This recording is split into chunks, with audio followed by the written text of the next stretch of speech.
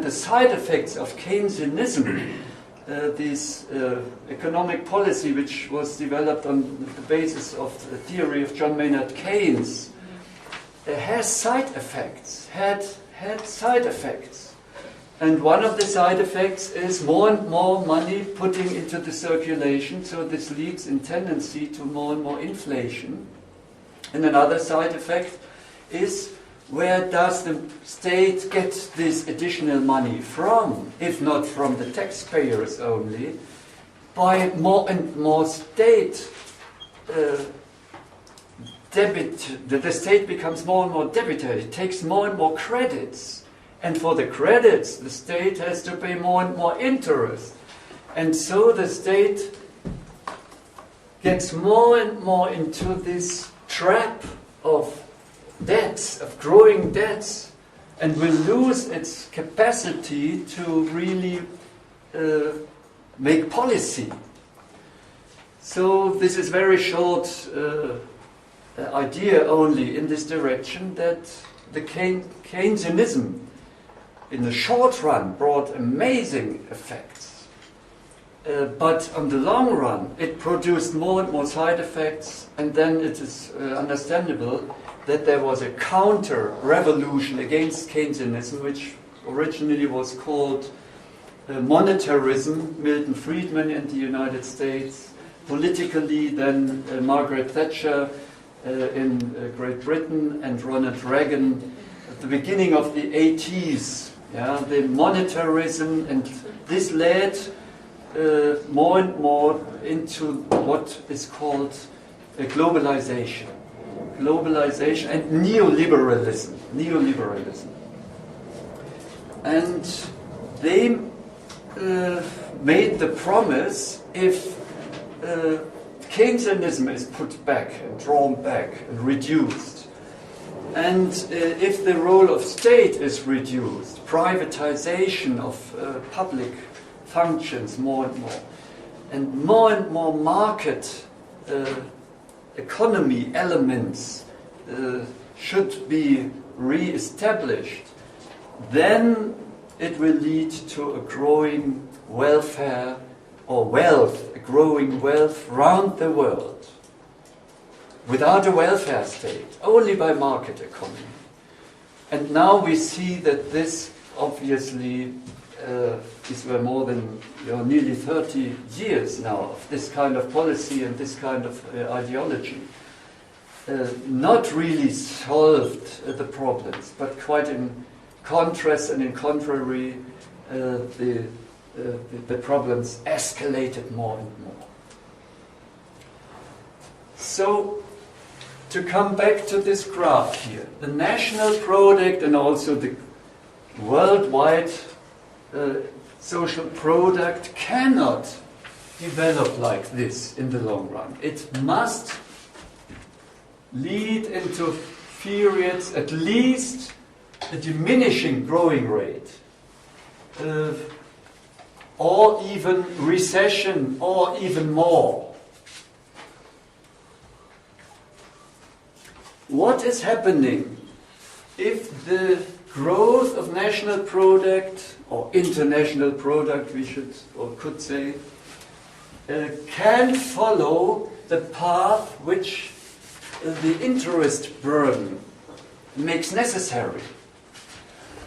Then the interest burden takes a growing part of the whole product for those who get the interest income. And the rest of society has to share in a diminishing rest of social product. So from here, it tends to more and more economic and social crisis.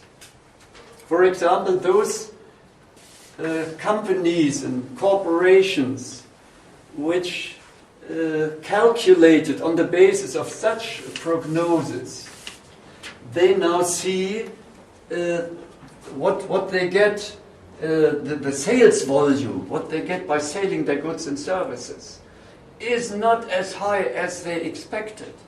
So it diminishes. I will show it on a very simple example, out of the perspective of one single enterprise or company. These are the costs. Costs in English, let's see. Yes.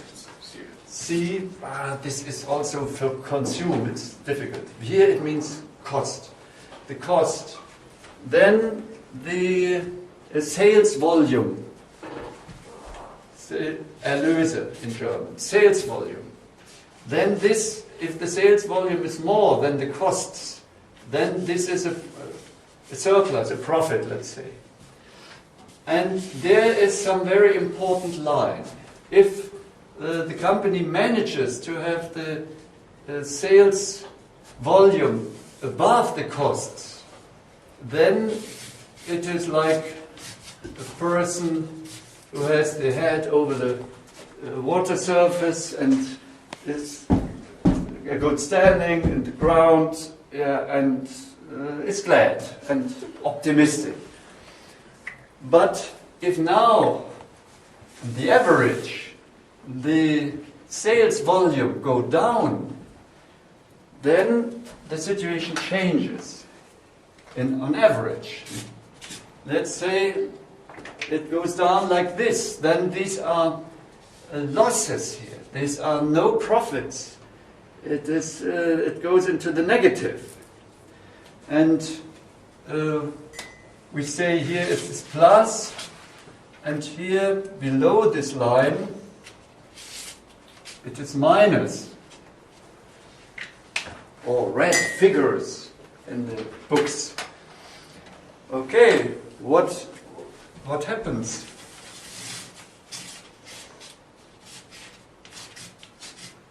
This individual here comes down with the head below the surface of water, then bloop, bloop, bloop. And it doesn't take long time that it is finished. This is only a very simple picture to show the importance of this surplus.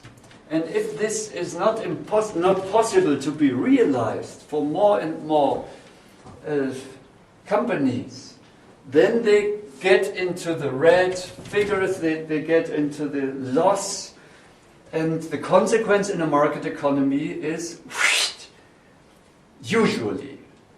There seems to be some exceptions, as we all know, the banks which are too big to fail.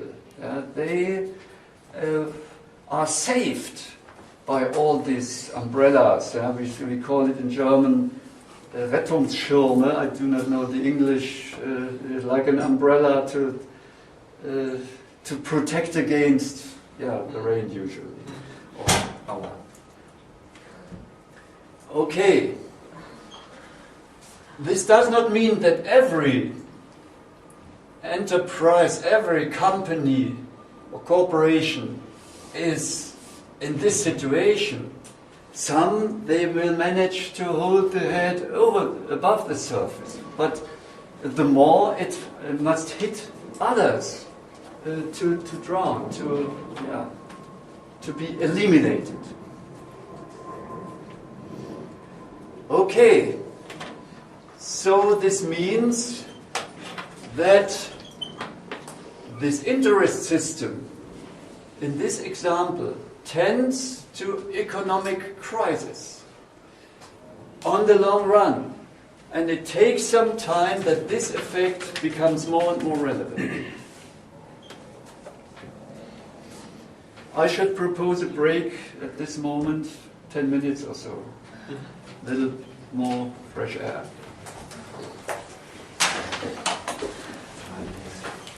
Okay, let's continue.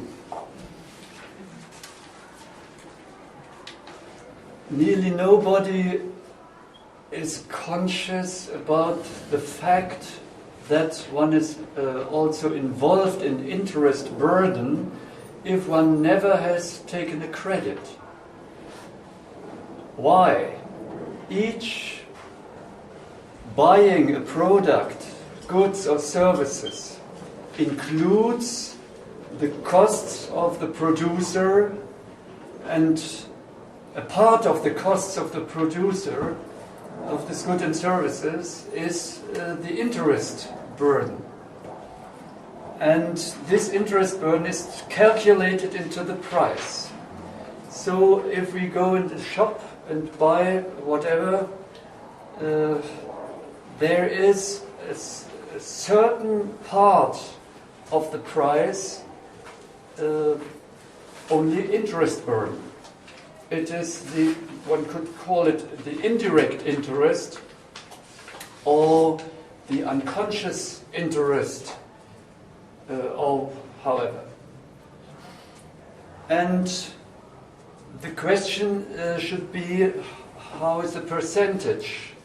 What is the percentage of the interest burden in the costs and then in the price?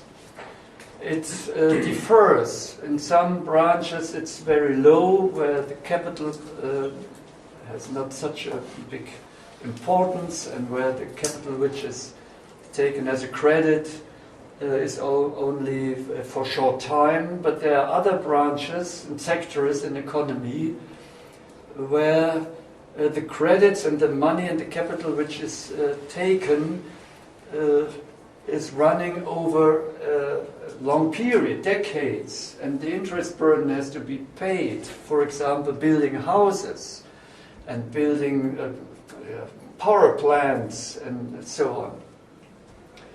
And in those branches, the capital costs are much higher.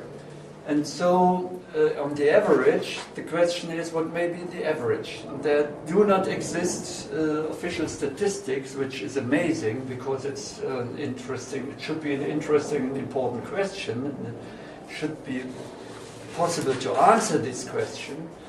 But up to now, one has only to find it out on estimations. And there's a German author named Helmut Kreutz who has done this kind of estimations. Helmut Kreutz, and came to the result that around a third of the price on average is only interest cost. This is not only the interest cost of the last producer in the chain of many producers, but the accumulated effect of the interest of the producer, which is before and before and before. This accumulated interest. Let's take this number, this example. 1/3 of the prices is invisible, unconscious, unknown interest burden, which is drawing out of the pockets of the consumers. And in a similar way, it is drawn out of the pockets of the state budget, because if the state has to pay interest burden for the public bonds, for example, then, this is a part of what the state gets on taxes in this pocket of the budget. Also, the state pays and demands investments in infrastructure and so on. And in all these things, there's also interest burden. So also the state has an immense interest burden, not only the visible, but also this invisible. And maybe this is the invisible hand of Adam Smith, which takes out of the pockets of the big parts of society, including the state, interest burden. Okay, on the other hand, there is interest income for those only who have surplus money, more than it is consumed, and they are very glad. Wow, each year there flows interest income into this pocket, and they can think and assume that they are the winners, or they belong to the winners of the interest system. But this is an illusion. It is like as if there was a board in the mind or in the head, in the consciousness, which splits and separates this aspect of interest income from the other aspect of flowing out of the pocket, this invisible, additionally to the visible interest burden, the invisible interest burden. This can be developed step by step, but in this limited time I am not able to really develop it step by step. Only to very roughly indicate it. And one has now to compare how many parts, what percentage of the society gets more in this pocket than flows out, interest burden out of this pocket. And I now only can say this is around, according to the estimations of Helmut Kreuz, it is around, this already several years ago, 1/3. It is around 15% only are the winners. Only 15% get more from this side than flows out of this pocket. Why do they get it? Because they have big amounts of monetary assets.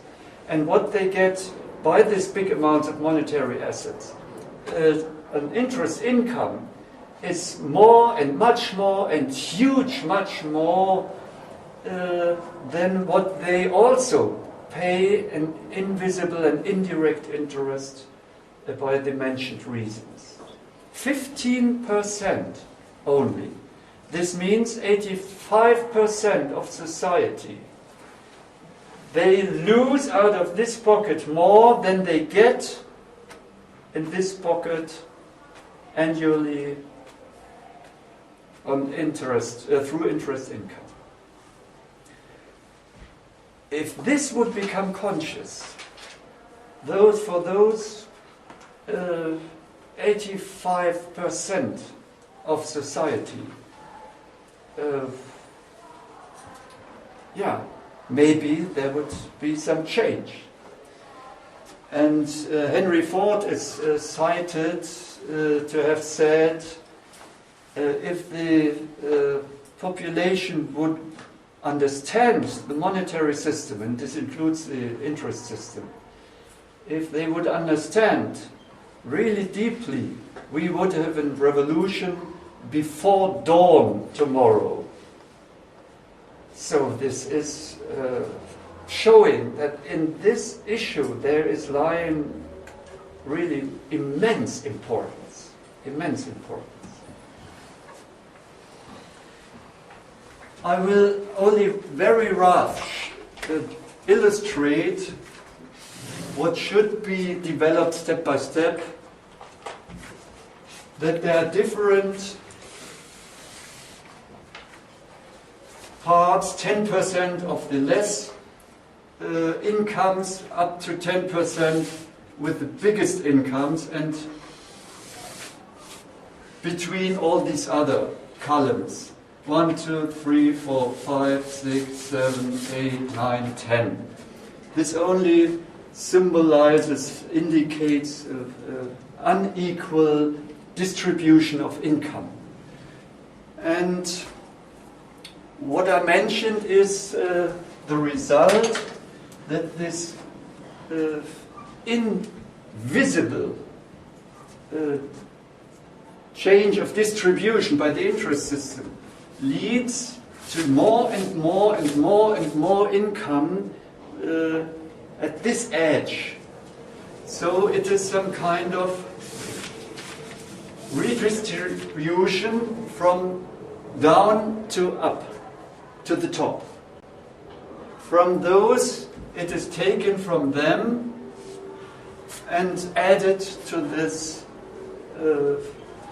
income of the rich and the upper class.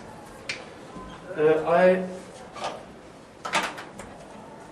will make a mirror picture of this, only to illustrate the effect. This mirror picture can be imagined now like a cone. And in this cone there is a sucking effect.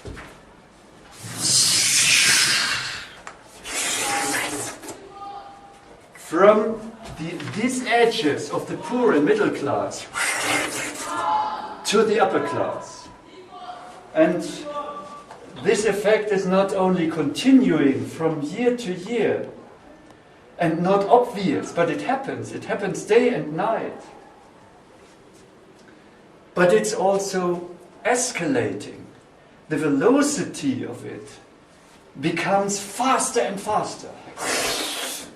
There is no technical machine which is functioning on this basis, because it will break down at some degree. But the interest system brings this effect from sucking the money and the basis of living, material living, from big parts of society to a small part of upper class, which accumulate richness in dimensions which the usual human being cannot imagine. And there's an additional aspect that specifically this money and these assets and this richness has a lot of possibilities not to pay taxes. There are a lot of legal possibilities to avoid tax paying, and they have their consultants who show how to do it. And there are additional, more or less illegal possibilities, which we all know. But even in the legal context, there is happening the result that those who have accumulated the most of richness, that they pay the less, more or less, the less contribution to finance the public budget.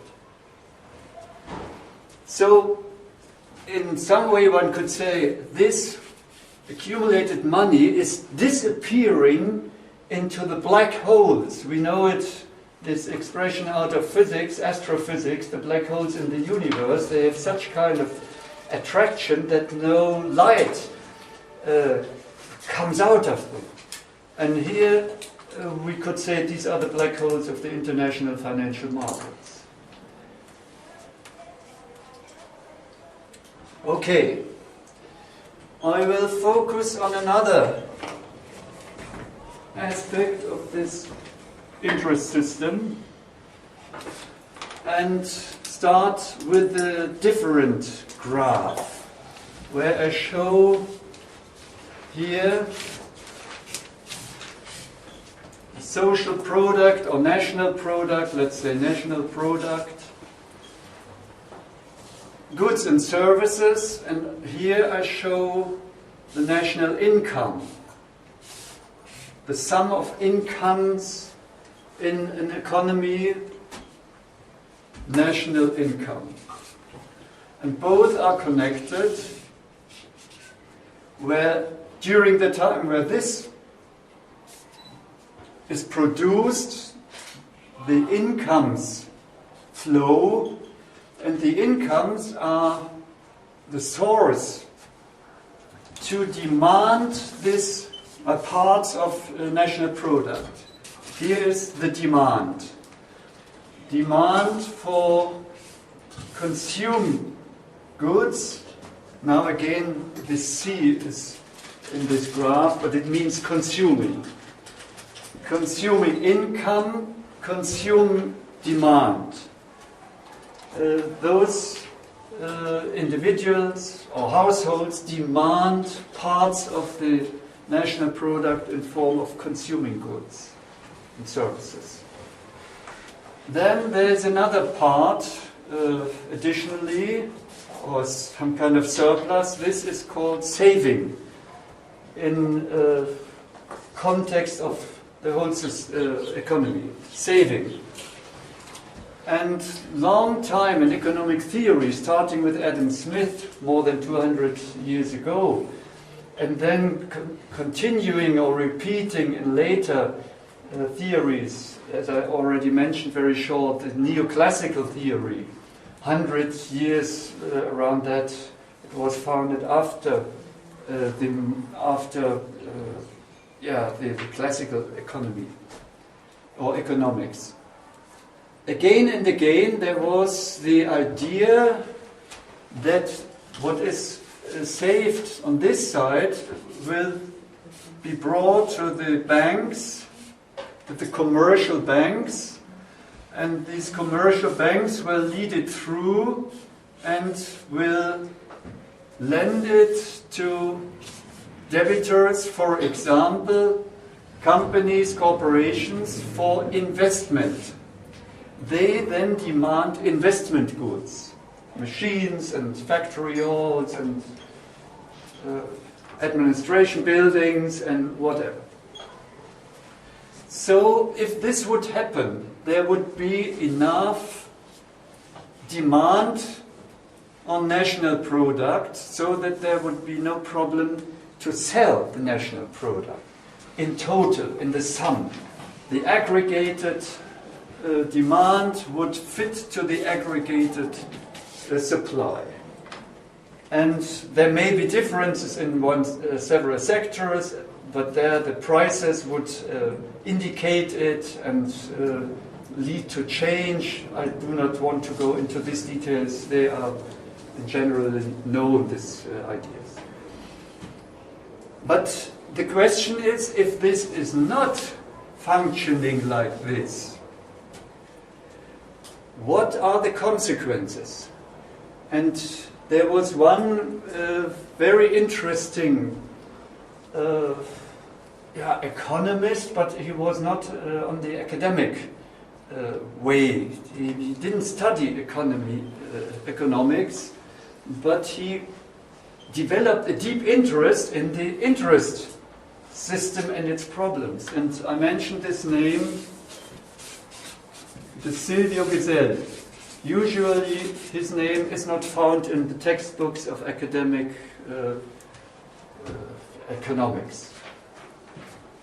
And I myself didn't hear in my study about his name and his theory, and decades after having finished my study and already having taught in some kind of university, I came on the track of Silvio Gesell and his quite different view on the, specifically on the interest system. Also on the problem of land, which is the next issue here, as I heard in this group. The land property and its consequences. Silvio Gesell asked, couldn't it be that from this money, which is surplus, a part is taken away out of the circulation? He called it hoarding. Hoarding does not necessarily mean that one takes this money and put it into below the bed or in the house or in the flat. It means to draw money out of this circulation, which we now call the real economy, where there are produced and demanded real goods and services. And if this, or parts of this money are drawn out here of this circulation, this has big consequences. Let's discuss it on an extreme example so that a big part of this demand doesn't happen because the money is flowing out of the a real economy. What are the consequences? The demand in total is diminishing, so the money which is flowing to the enterprises and companies, the sales volume in average is going down, and then it just happens what I already painted with this, with this individual over the surface of the water, or with the head under the water. So on the level, aggregated level of economy, this will lead to reduce the prices here. If the quantity of what is produced is in the short run not to be changed, then the prices have to be changed. And they have to go down. And this is called deflation. Deflation. And one could think this is a fine thing. Things become cheaper and cheaper. But for the producers, it is not a fine thing, because they now with their head come below the surface of the water. They will go down. And also the employment will break down. So the employees, the laborers, they are pushed out, blown out of this context. One can imagine as if this were some, as we know it from a technical machine, steam machine. So this means unemployment. Unemployment, or this is the labor which is thrown out and blown out of this production process. They lose their employment. They lose also the wages. And okay, in some countries there's a social system which takes a part of this loss and compensates it with some social policy, but there are also many countries where nothing of this kind exists. And so this unemployment will in the next run reduce the national income, at first the income of the former laborers. Then in the next round, this is reduced, and this is reduced, and this is growing, and this is growing, and this is growing. And from round to round, it goes into this direction. So we can imagine like a tool, yeah? And a Zange, what's the name? Everybody sees what's scissors or cutter. That's Zange. Yeah, with big arms.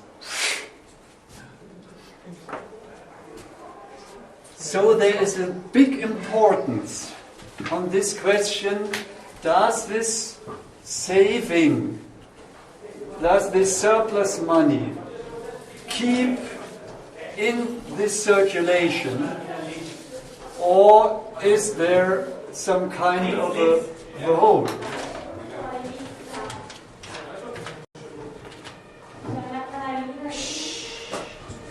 And Silvio Gesell said, in the capitalistic system, there exists a tendency that more and more of the former circulating money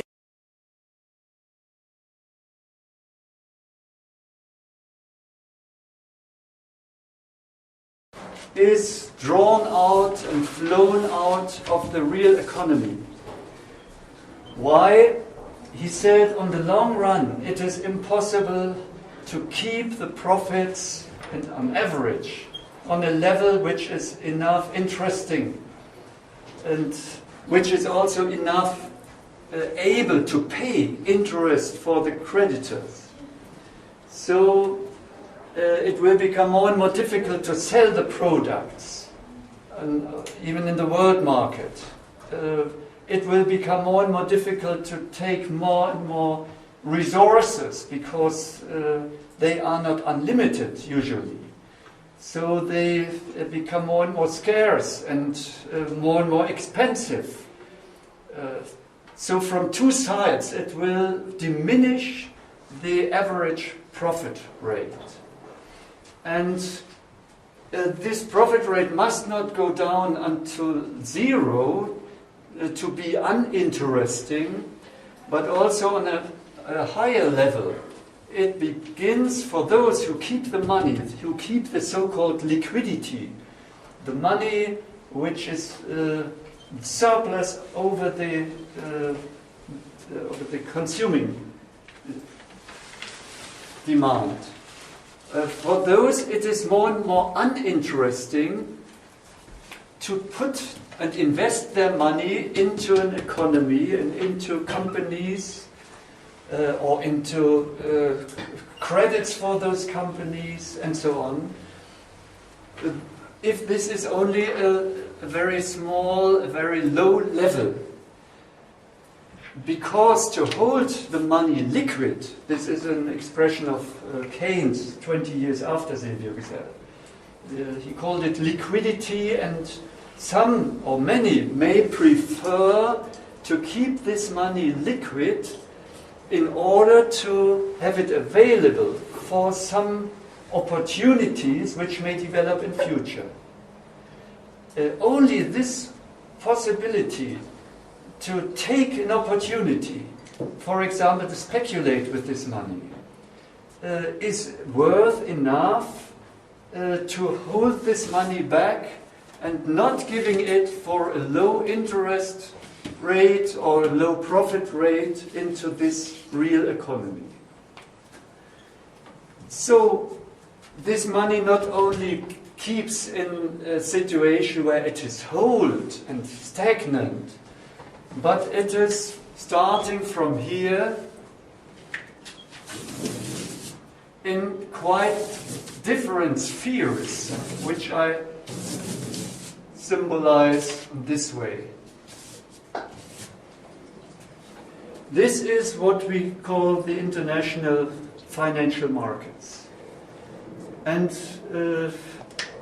I do not mean those aspects of the financial market who really finance investments in the real economy. This is also a part. For example, if a company makes an emission of stocks, then those who buy the stock give the money to the company, and the company can invest it. This is a part of real economy. But now there's a stockholder and a shareholder of this company, and this shareholder will not necessarily hold this stock for years or even for decades sometimes. It was in former times so. They identified with the company, railway company for example, and they were proud that they were shareholders of a company. But this kind of attitude has changed dramatically, especially because many of those who buy stocks of companies are not individuals. These are investment companies. And they are not at all sentimental in relation to the company. They only focus on the profit, on the revenue which is flowing out of this financial investment. So a big part of what is happening at the financial markets